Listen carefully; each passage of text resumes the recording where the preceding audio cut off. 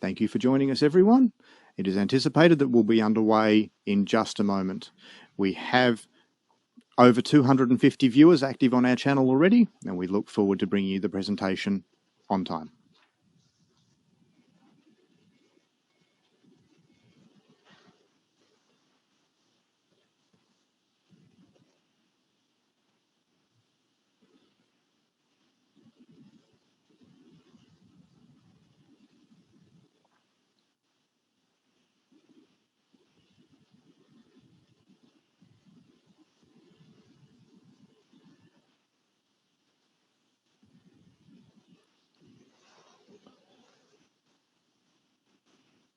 Okay, Mikey, I think we'll get going. It's 11:30, if that's okay. So thank you, Mikey, once again for your superb technical support. We're very grateful that you've helped us make this happen.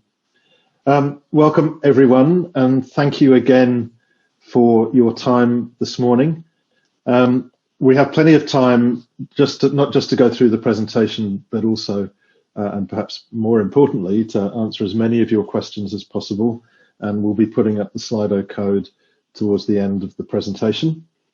I'd like to begin by acknowledging the traditional owners and custodians of the land on which we are all located, and pay my respects to their elders past, present and emerging, and extend my deep respects to all Indigenous participants who are joining us online today. You're very, very welcome. So if we go to the next slide, this is what we're going to cover today. I'll just give a brief introduction, particularly focusing on what's now known as the Australian University Job Protection Framework. Mark will talk about university finances. Emma Hardy, our Acting Executive Director of HR, will talk about the Job Protection Framework in a bit more detail, and then we'll go to questions. But before I do that, I just wanted to say, once again, thank you to all of you. I keep hearing stories from students, from other colleagues, of the absolutely remarkable lengths our staff are going to in so many different ways. Just to give you some examples, the Leaders in Lockdown program being run out of the La Trobe Business School, I think now has more than 4,500 people signed up to study those leadership modules. This is an idea that when it was first thought of was really just for our sports industry partners, and we thought we might be lucky to get 50 people, but it's just gone absolutely nuts. And I'd really like to extend congratulations to those colleagues in the business school and in La Trobe Sport who came up with the idea. Congratulations to Eve Reese, who's just been announced as the winner of the 2020 Calibre Prize for an essay she wrote in the Australian Book Review. Eve, I haven't yet been able to track down a hard copy of the essay, and I was only able to read the web version as far as that bit where it says you have to subscribe at this point. But what I read was more than enough to encourage me to go and hunt out the full version. So congratulations. Georgia Aitken-Smith, congratulations to you too for being nominated as a finalist in the Victorian Young Achievers Award. I voted for you, so fingers crossed that you get over the line there. Congratulations to Jim Whelan, who was just literally 10 minutes ago sent me an email saying that he's just been awarded, he and his lab have just been awarded a grant from AgriFutures on optimization of lavender oil. So we're a diverse community, there's no doubt about that. Big congratulations to our events team, who won a national award for the best in-house events team. And just as evidence of that, they have been the backbone of some really important events that we've been running recently. One aimed at our the careers professionals from our partner schools. We had the biggest ever enrolment, over 600 career practitioners, guidance officers signed up for what was a very professionally run event. We normally wouldn't get more than maybe 150 to 200, but because we did it online, our reach was national, and there's clearly a lot of interest from interstate in what we offer here at La Trobe. Similarly, congratulations to the La Trobe International team, who put on some really good road shows for Indian and Chinese students, just making sure that they're aware of what we offer and the alternative ways that they can study with us in the near future. And then last but not least, tonight we have an Ideas in Society event where we would normally be constrained by the capacity of whichever venue we were in, which would normally be maybe 200, 250. Tonight's event has 1,200 registrations.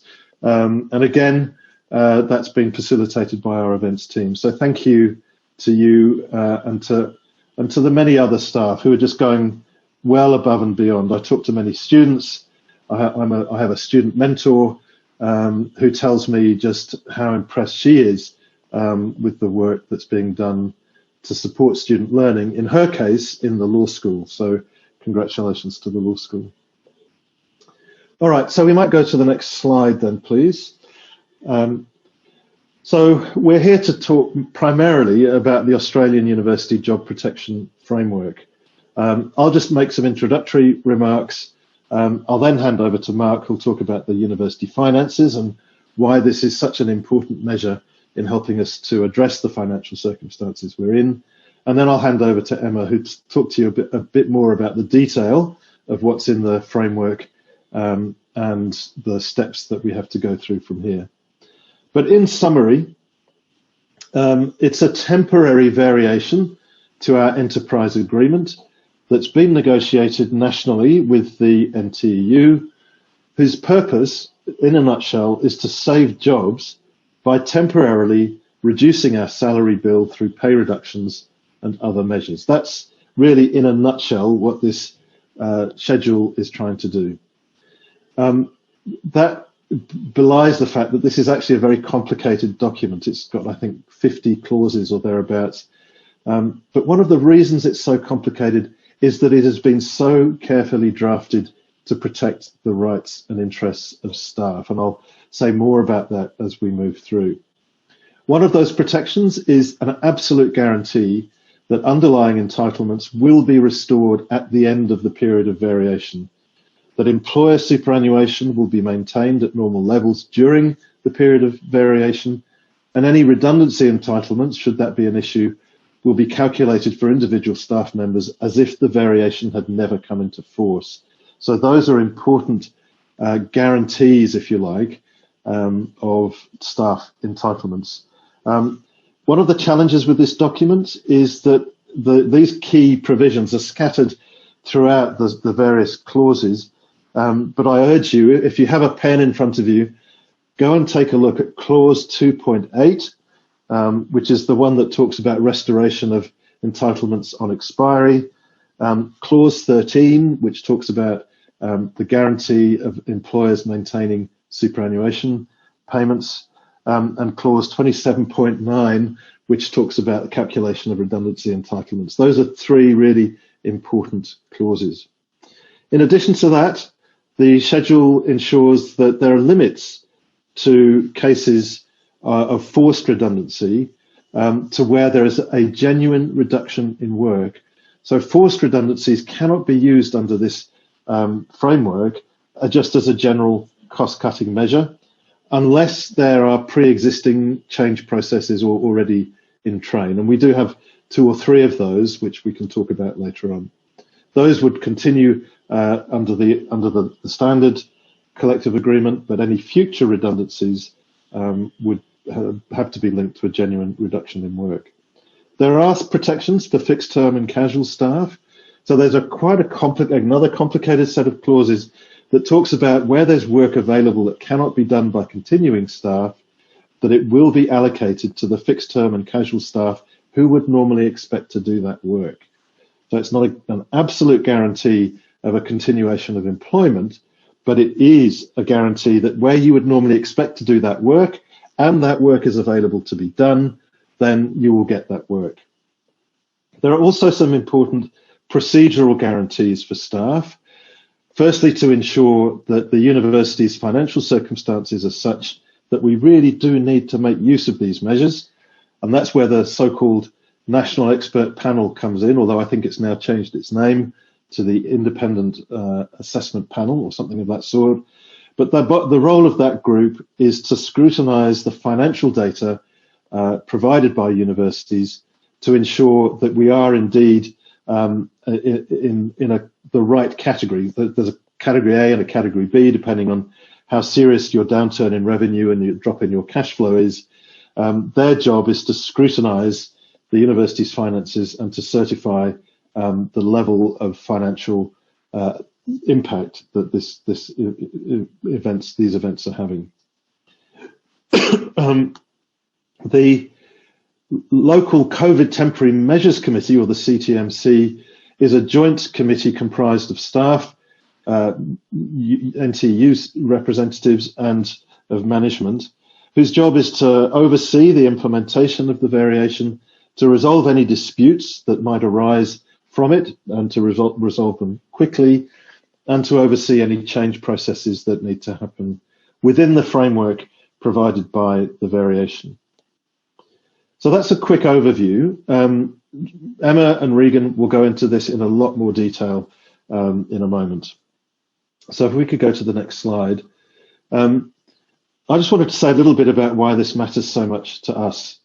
And the primary reason is that it will help us to save jobs, both this year and, if available, for the whole of next year, for next year as well. In fact, it'll save us money next year, irrespective of how long it's in force for, but obviously the longer it's in force, the more we'll be able to save. So these are not insignificant figures, 16 million this year and about double that, 32 million next year, which is a big saving over an 18-month period.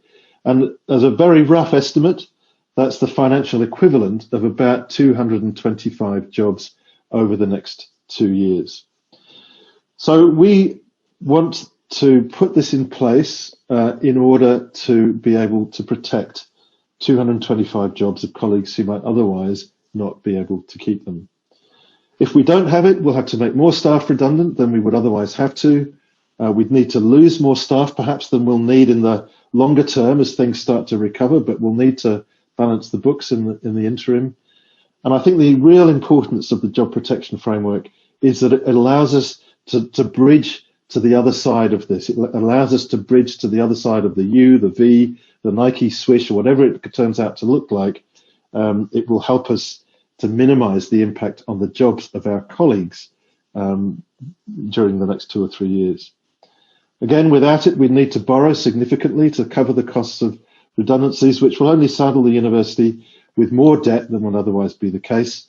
And that's assuming that we are able to extend our borrowings, and Mark will talk more about this.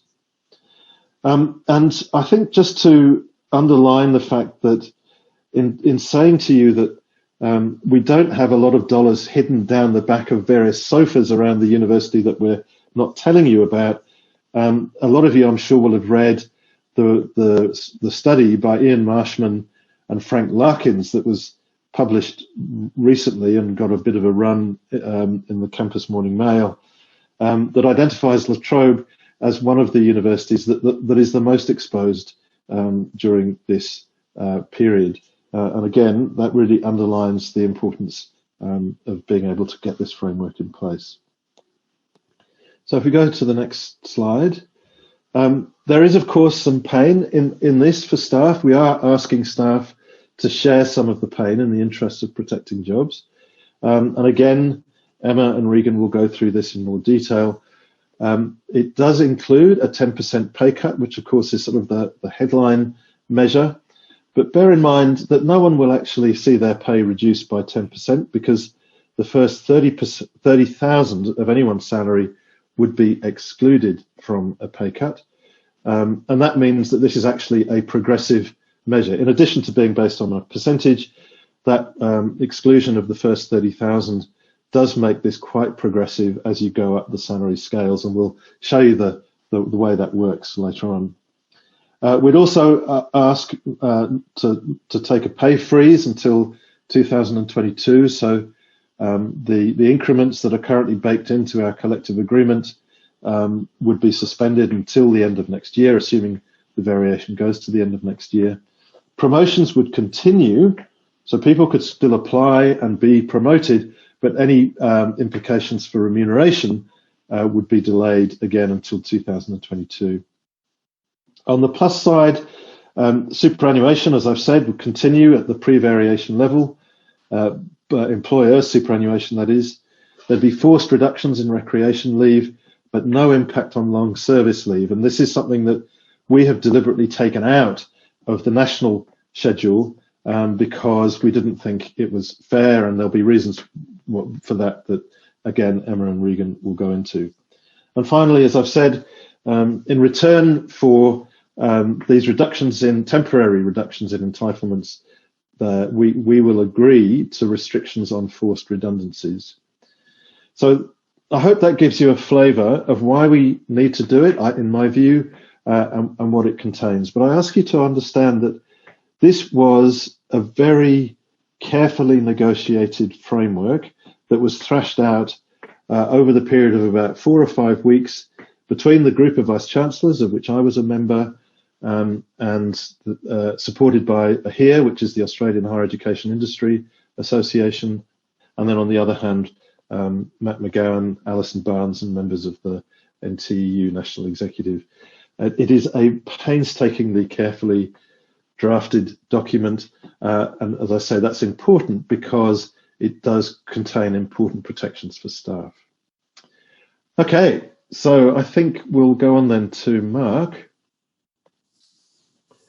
who will again just recap our financial situation, and then to Emma, and then to Q&A, and then we'll talk to you about the places you can go or who you can ask if you've got specific queries about how all of this is going to work. And Emma will walk you through the next steps from here as well. Okay, over to you, Mark. Great, thanks, John. Good morning, everyone. Thanks for the opportunity to talk to you. We were able to share with you some additional financial information back in mid-May. Our annual report for 2019 is going to Parliament this week. We are hoping that they get through the sitting today, that we can release the 2019 report after that's gone through. But it's certainly on the schedule for this week. We're hoping for it to go as quickly as possible in the schedule so that as soon as it's gone through Parliament, we can release the full 2019 report on the website so that you've got full access to everything that's through there. So really what I wanted to do this morning was talk through a little bit more about some additional context of where we are on the financial position, some of the questions that have filtered back since that time, as well as then reinforcing where the impact of the Jobs Protection Framework would be able to help us going forward. So let's flip on to the next slide, please. So we've been talking about the revenue shortfalls for 2020 through to 2022. And in that, we've been talking about what is sort of our best and expected cases in terms of the impact of that lower level of international students, as well as some of the flow-on impacts to revenue, which we'll talk about in just a minute. There in the middle, we've already made some savings to date, which is primarily being driven by capital and non-salary items, as well as then some salary savings on casuals, as well as not filling new positions in the budget that have helped us to deliver those savings in the middle. So what that's really leaving us with on the right-hand side of the table at the top there is some ranges of the gap that we've still got to find in terms of trying to balance the books to look at addressing what we've got from a cash flow perspective within the university. So the voluntary redundancy program has been announced, and expressions of interest have gone out based on the level of redundancies or expressions that have been received. We'd be hoping to deliver savings of around about 20 million this financial year and 40 million in each of 2021 and 22 of operational costs as a result of being able to accept those redundancies. The second measure that we're here to talk to you today about too is the Jobs Protection Framework. And as John talked about in his opening, that should save us about 16 million in 2020 and 32 million on an annualised basis if all of 2021 was to occur. But even if we were to put those measures in place, for 2020, the university will still run at a loss for where we are at the moment. So part of this is then also looking to how do we get that balance back to revenue to get closer to expenses on an ongoing basis. Let's go to the next slide, please. So specifically looking at, say, the impact for a full year on 2021, you can see on the left-hand side, that revenue gap of, between 170 and 200 million based on our forecast for where we think the revenue position is going to end up. We've made those savings already in a lot of the non-salary and capital to date that we'd be able to bank. If we were able to get the flow through the voluntary redundancies, that we would be able to then save 40 million in annualised operating costs through there. The 32 million then for the jobs protection framework would go towards helping us bridge that gap of what we've got for next year, which then allows us to still have a gap to close of somewhere between 28 and 58 million dollars next year for costs to go there. So you can see from this that clearly the jobs protection framework will help save us that 32 million. And if we weren't able to put that in place, then potentially that's the equivalent of about 220 FTEs that would be impacted to help try and save that equivalent amount of money. Let's go on to the next slide. So whilst we've been talking about forecasts, I know a number of you are actually concerned about, well, what were the actuals and how has this materialised?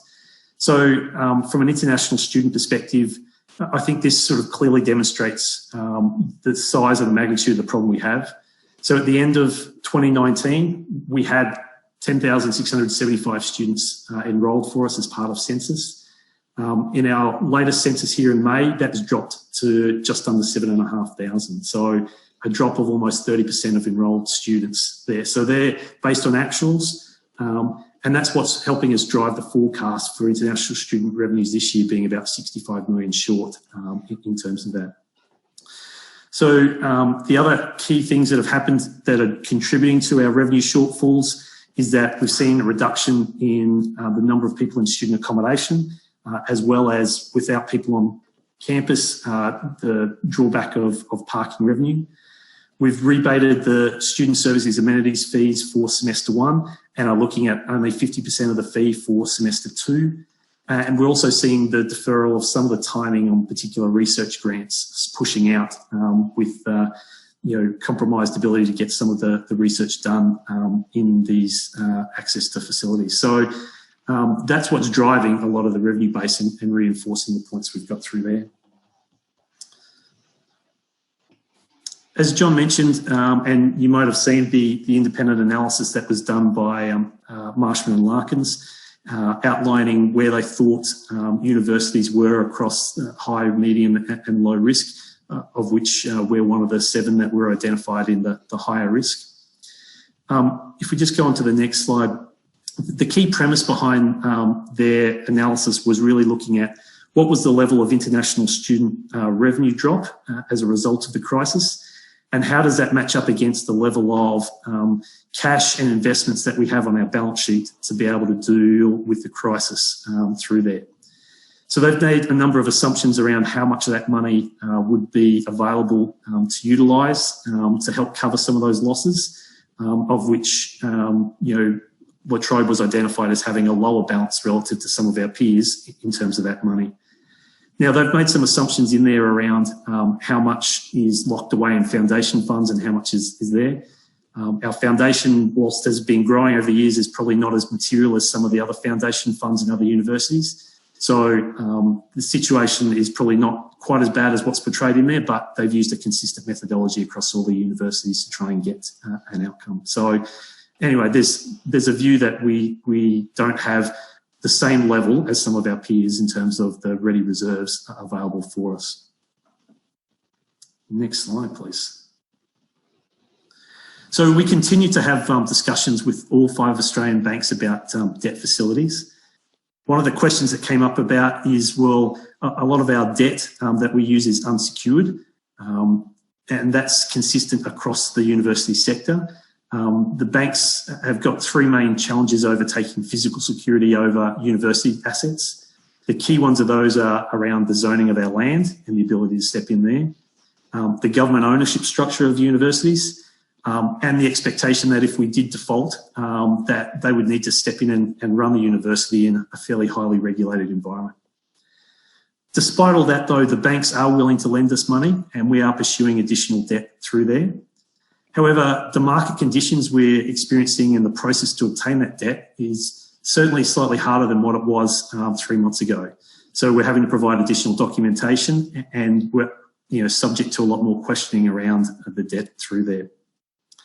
One of the key things that the banks are looking at as part of that, though, is to see what actions we are taking around balancing our books so that you can't, on an ongoing basis and a long-term basis, have expenses higher than our revenue. So they're keen to understand how that is going to be balanced such that they've got some comfort level around being able to pay back the debt down the track. So the debt that we're putting in place is on a short-term perspective, and that's what the banks are willing to do for us. However, the debt alone is not going to be the answer to our problems. We're going to need to look at how we set up the financial sustainability ongoing ourselves. We've talked about other key assets and what might be available for us to use. In the briefing that we provided in mid-May, we talked about our investment fund of $27 million. Subsequent to the last All Staff, we've met with council who have given us the approval to liquidate that and move it back to cash. And that money is going to be important for funding the voluntary redundancy program that we've got going underway and being able to meet the payouts required for that. Another question that's come up is around cash and cash equivalents. You'll see in our annual report, and what we put through there is that we have a cash balance that's in the bank, and then we have some short-term term deposits. As our cash position has come back a little bit, the level of term deposits is there. So we manage that total balance to try and maximise the interest we can get on that at any point in time. But we have the flexibility then to be able to use it as and when required. Next slide. Another key question that came up was about our investment in Education Australia and specifically IDP. The IDP is got its stock split in two ways. One is that half of it's listed on the Australian Stock Exchange. The other half is actually owned by the Australian universities through Education Australia as a group on behalf of all the 38 universities. So within that constitution, the ability to sell our Education Australia shares from the university onto the open market is protected by Cambridge and British Council. We have made some approaches to them about trying to sell those shares collectively. At the moment, they're not willing, but it's something we continue to pursue with them. So the ability for us then to actually reduce our investment in Education Australia is by selling part of our share to one of the other 38 universities.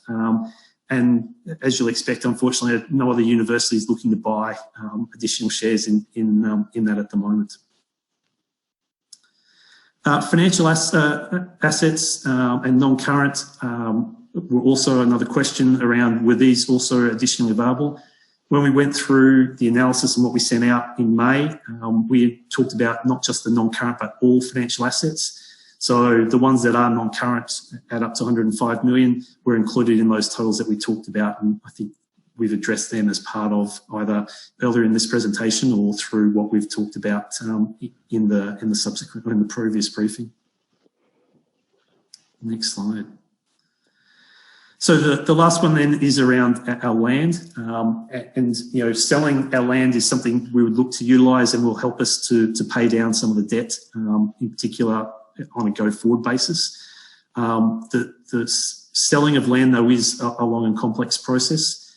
So you can see there what we have done in terms of trying to sell some surplus land in Bendigo and the time it sort of took to give you an indicative guide around how long it takes to convert that. With the land, it's not a matter of just putting up the for sale sign, that there is some investment we require to subdivide and fund the provision of services to some of those lands to capitalise those areas that are surplus to what we potentially need in the future.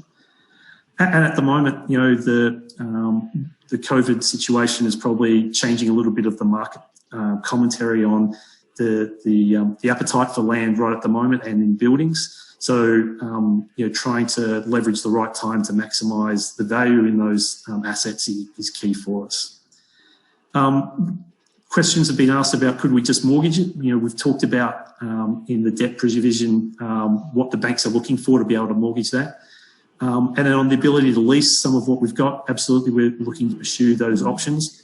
But again, you know, as you look at the university, where you know, looking at options around you know, how some staff and how a mix of staff may continue to use you know, at home or on campus, off-campus facilities on a go-forward basis.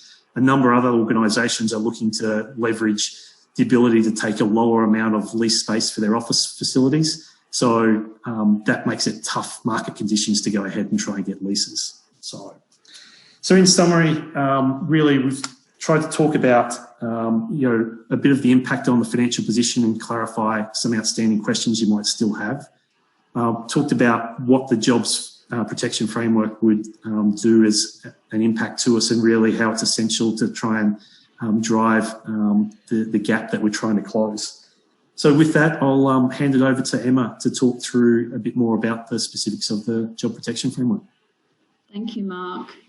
So I'll outline, as John's already alluded to, a very complicated document in probably the next 5 or so slides. I'm sure there'll be lots of questions, and also we'll be providing the base variation document at the end of this week, but I'll go through those timelines in a moment. So in short, more information to come as well. So perhaps if we just go on to the next slide. Thank you. So look, the agreement or variation would apply to continuing fixed-term, casual, fixed-term research staff and also senior staff. And it would be in operation until 30th of June next year. With that, it can also be extended for an additional 6 months, but that's only with the agreement of the NTU. And that also is based on us providing evidence of our financial situation as well, that that could then continue. What it also means, and again, I think John mentioned this at the beginning, that the underlying entitlements that would have been accrued had the variation not been in place would be restored at the end of the variation, once the variation ceases. Okay, and we can talk a little bit more about that as we go through. The next really important point is around superannuation. And we've been really keen throughout all of the negotiations and agreements that we maintain superannuation at the normal levels during the period of the variation. Now, this is important because superannuation can often inadvertently disadvantage both our female staff members and also our part-time staff members as well.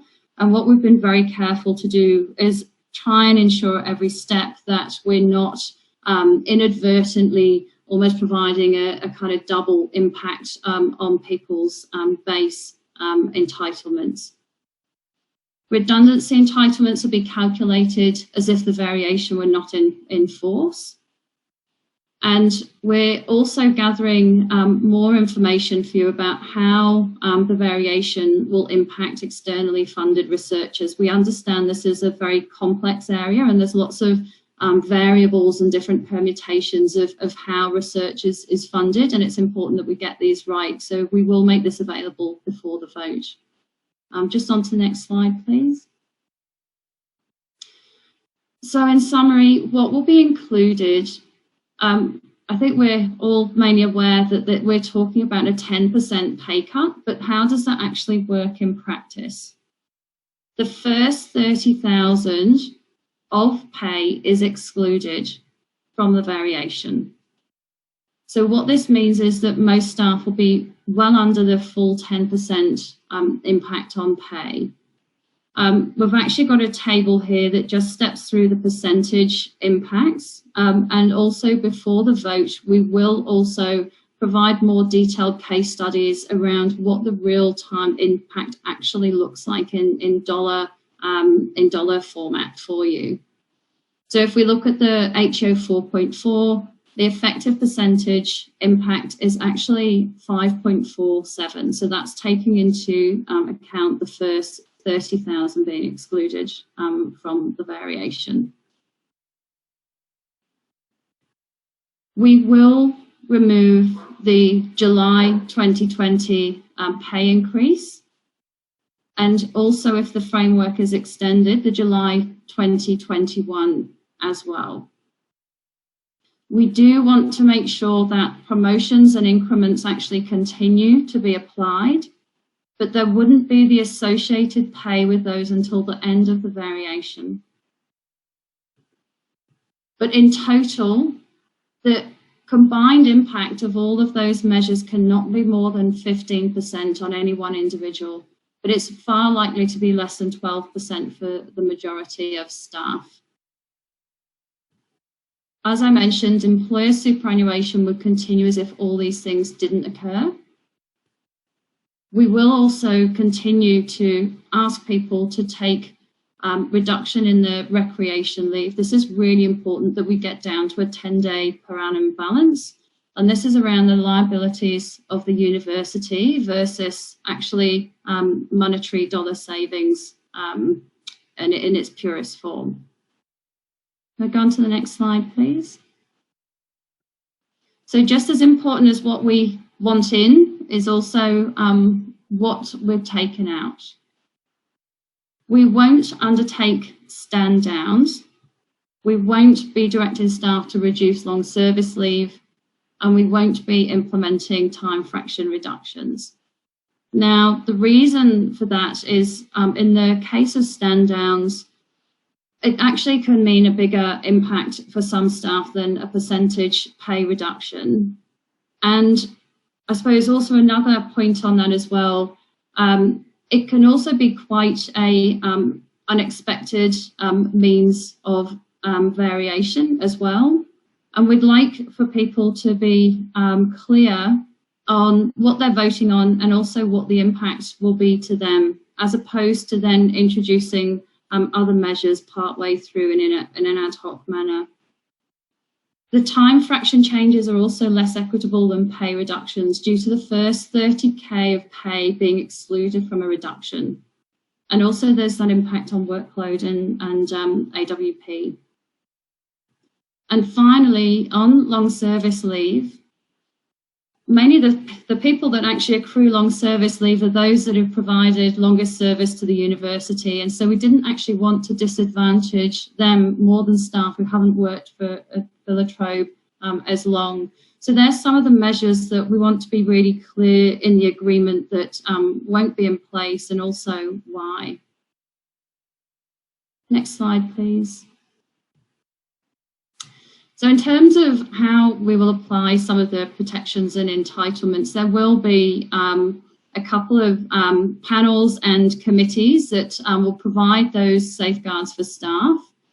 So what was the NEP is now the expert assessment panel. And we also have the CTMC, or the COVID-19 Temporary Measures Committee. And we'll talk through those in a little bit more detail later on. There will be employee-initiated work flexibility for the span of hours in which work is performed, and that applies to professional staff. So that's really about bringing more flexibility into the agreement than there is currently.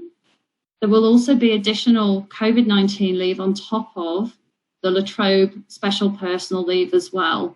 So as you can see, where we are implementing measures, we are taking every effort to make sure that these are at least more than you would have under the current arrangement. And you may have seen in some of the communications around performance that we are taking into consideration the impact of COVID-19 on performance, and also probation discussions as well.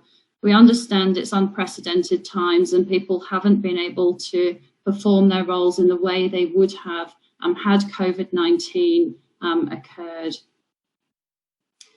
The next point around the protections for casual and fixed term staff actually does allow for a hierarchy of provision of work. And what this means is if there is work that needs to be performed, fixed term and casual staff under this variation will be given first refusal. And this is really important in terms of the fairness of the variation. that our fixed term and casuals will be allocated work under the variation where that work exists. There won't be any new external appointments unless specific circumstances are met. And in terms of involuntary redundancies, there's only in limited circumstances, and it's overseen by our COVID Temporary Measures Committee. And any redundancy payment is calculated as if the variation didn't come into effect.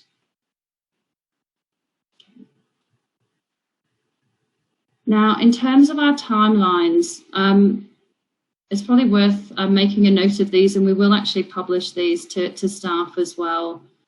There is the NTU member ballot Wednesday, tomorrow to this Friday, and NTU will provide information to its members. Our La Trobe access period will therefore run from this Friday to Sunday the 14th of June. You may be aware that it's a 7-day access period, but we've got the public holiday in between, and we actually do want to give staff enough time to actually read all of the documentation, ask questions, review the FAQs, and for us to provide the information that you need to make your decision. So what you'll get is the full document, FAQs, we'll hold webinars as well. But of course, we're really happy to hear from you as well if there's more information that you need. The voting will occur on Monday and Tuesday, the 15th and 16th of June. We will use a third-party provider to administer the vote for confidentiality, and we will email you the information on how to access your vote. And the outcome of that vote will be shared on Wednesday, the 17th of June. If the vote is successful, it will then go to Fair Work. That's in week of the 22nd of June. And once that has been completed, implementation commences based on the Fair Work approval. We will be setting up a dedicated email site and FAQs during the access period to make sure that you've got everything that you need in order to vote. Perhaps to the next slide, please. And we take saving jobs seriously. Senior execs have already taken a 20% pay cut. Sorry, Emma, you can throw back to me here. Okay. I'll finish off. Wonderful. Thank you. That's great. And look, we are getting towards the end. But look, I just wanted to close by saying we do take saving jobs very seriously. And I just wanted to run through a few things that I think are evidence of that. The first is that, as you might recall, a while ago, all of our senior executive team have taken a 20% pay cut. I couldn't make them do that. They collectively volunteered to do that. And we did that because we knew that the strongest way forward for the university was for staff to share as much of the pain as possible, and that we had to lead from the top. That pay cut will be reviewed at the end of July, but I would hope that my senior colleagues would agree to continue it. I certainly will. I make that commitment to continue with the 20% pay cut for myself. We have offered voluntary redundancies and not moved straight to forced redundancies. That is another indication that we are keen as possible to do this without resorting to forced redundancies. And again, I think you can contrast our actions with those of some other universities who are seemingly keen to go straight to forced redundancies. We have been as transparent as possible in our communications and in our sharing of financial data, and we've tried to be absolutely clear with you about what's at stake in this proposal. We were one of the first universities to apply for JobKeeper, and as you know, we thought we were eligible until the government changed the rules deliberately to exclude us and pretty much the whole university sector. I participated directly in the Job Protection Framework negotiations, which incidentally was an initiative of the NTUs. It was their suggestion that we needed some sort of national accord that would help to save as many jobs as possible. And as I've said, it's a complex document, but that's because it includes so many protections for staff and is designed to ensure that it will save jobs, and that the circumstances in which it's used are only those where it's absolutely necessary. As Emma's just said, the variation we propose sticks very closely to the national schedule, and the only things that we've changed are the things that we've taken out that we don't plan to use, and those are the things that Emma's talked about. And as Mark said, I think although the financial necessity for these measures will ultimately be tested by the independent expert panel, as Mark said, I think the Marshman and Larkins analysis shows that we are in circumstances where we need to be able to access measures of this sort. And the choice we're putting to you, and I'm not pretending it's a pleasant choice at all, it's either we adopt the job protection framework for 12 to 18 months, or of necessity we have to accept a quicker and more severe change or redundancy program. And it'll, because of the urgency of making savings, it won't be one that will be as carefully planned as would otherwise be the case with the job protection framework in place.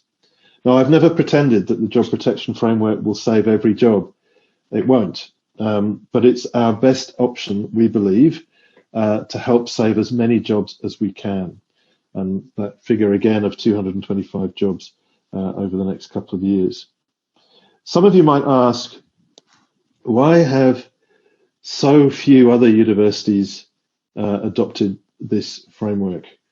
Well, for some vice-chancellors, it didn't suit their circumstances, or they didn't like the joint committees or the involvement of the independent expert panel. It's also been unpopular with some sections of the union movement as well, and you probably know that there are some who are deeply opposed to this. My conclusion on that is that when you've got a deal that pisses both sides off, you've probably got it about right. I think this is a good deal. I think it has a lot of protections built in for staff. And I think of all the universities in the country that are capable of embracing a collective effort to do what we can to support our colleagues in this way, I think that university is La Trobe. So we've got plenty of time now for questions. So we'll put up the Slido code. So please start entering your questions into the Slido app. And we will go to the Slido questions soon. Now, we are being joined by Regan, who's whiz in HR on all matters to do with industrial relations. And she's been working incredibly hard with her team over the last few days to get us ready for the timetable that Emma's just outlined. So welcome, Regan. Are you here? I certainly am. Excellent. Welcome. Okay. So keep entering those questions. Now, just before we go to the Slido questions, please don't be upset if your question doesn't make an appearance. We get a lot of questions coming in very quickly, and obviously Slido sorts them by the number of thumbs up each question gets. So don't take offence if your particular question doesn't appear. Some will be moderated out if they're inappropriate for whatever reason, and so that might be another reason why it might not appear, but there'll be very few of those. We want to answer as many of your questions as we can. So the ones you want answered, press the thumbs up button and we'll get to those first. So Sharon, how are we going on here we go. Okay, so some clear favourites emerging. So won't voting yes just be delaying the inevitable mass job losses for a year? Well, as we've said, we can't avoid job losses, but we can certainly reduce the number of jobs we lose. And those will be real savings of jobs. So we've been clear about that from the start. But I absolutely believe that the number of jobs we would have to lose will be less if we adopt the framework than if we don't. And that's my priority, is to keep the number of job losses to a minimum. Why can't our salary reduction be an automatic donation to the university and be tax deductible? That's an interesting question. Does anyone want to try and answer that one? I'll take a go at it, John. So I think part of it is trying to look at what is available for us to be able to categorise it in that way. So it's something we'll look into and have a look at, but it's not something that I think is readily available for us. Okay, but it's an interesting idea. It is, yeah, absolutely. Yeah. What's the current risk of the entire university going under in the next couple of years? Mark, you're the financial person. Do you want to? Yeah, absolutely. So I think a big part of what we're trying to do now is actually have that balance between revenue, expenses, and get back to that. So what we're doing and dealing with the banks is to give us that short-term liquidity around the debt to help us get through that. So if we weren't to make actions and if we weren't going through these things and trying to announce these programs now, long-term down the track, yes, you would put the university at risk. But I think we've been courageous in what we're trying to do and address the balance of our financial sustainability right now. So I believe the actions that we're taking will actually help us avoid that. Thanks, Mark.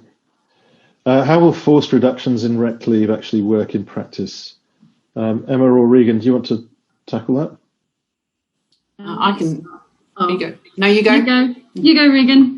It really will be done at a local level. So each area will need to look at how those reductions can take place, dependent on workload and the like within that local area, because obviously not everybody in an area can take leave at the same time. So there have to be workload considerations with that. Thanks, Regan. The criteria for determining who will be made redundant. I was going to go to that one next. Who gets whacked first and on what basis? Well, it depends a bit on whether the job protection framework is in place. If it is, then we have much longer to determine the criteria for redundancy, because as I've said, there's no avoiding redundancies, and there are a few other questions stacking up here that go to that point. If the job protection framework is in place, then the framework itself supplies some of the criteria for redundancy. So as I said earlier, there has to be a genuine reduction in work before, under the framework, you can make someone redundant. Without the framework, we could use redundancies just as general cost-cutting measures, as we have done in the past. So the answer to your question really depends on are we in or are we out, because the answer will be different in each case. If the protection framework succeeds and we save 225 jobs, and considering all voluntary redundancies, how many forced redundancies are still expected for 2020? Mark, do you want to tackle that? So if we look at where the gap currently is at the moment, we would have to take a level of redundancies probably around the 400 to 425 mark with what that is flowing through. So there would be a need to take forced redundancies probably down the track, but we're looking to minimise that as much as possible. We've got to cut loose the higher rent, low payoff city campus. Yes, Natalie, do you want to talk to that? Sure. So just a reminder about why we had the city campus. That's because the business school, in particular, wanted to expand, and it was considered important for the university to look particularly at expanding in the PG market. That is still the case, from what I understand of the strategy. But I know the business school are looking and Ask generally, who is the major user of the city campus, is doing some reviews. And that's all part of the course architecture and course reform process. Having said that, I think, as I said at the last meeting, we're looking at all our assets and the capacity to use them in ways that can generate revenue. The city campus is a lease, and we can't just automatically walk away from that lease because we still have the liability of it. But we are going to look, pending the academic strategy, at the potential for subleasing, and are actively sort of looking at those options at the moment. Thanks, Natalie. And in fact, the city campus doesn't cost us as much as people might think in the scale of things. I mean, it's what, 2 or 3 million a year. Correct. Yeah. And it generates it has been our fastest growing campus. So yeah. It's not a straightforward judgment about that. And in any case, we can't walk away from the lease as it stands. Now, why is it reasonable for any staff member to be paid more than $200,000 at this time when the university is facing a dire financial situation?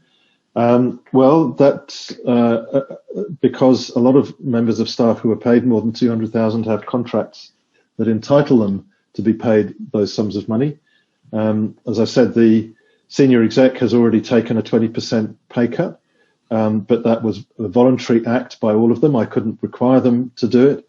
And there'll be many other members of staff who are paid more than $200,000 who we can't force to reduce their salaries below that level. That's why we need this collective approach where we all agree that we will share a little bit in the pain, but in a progressive way, as Emma explained.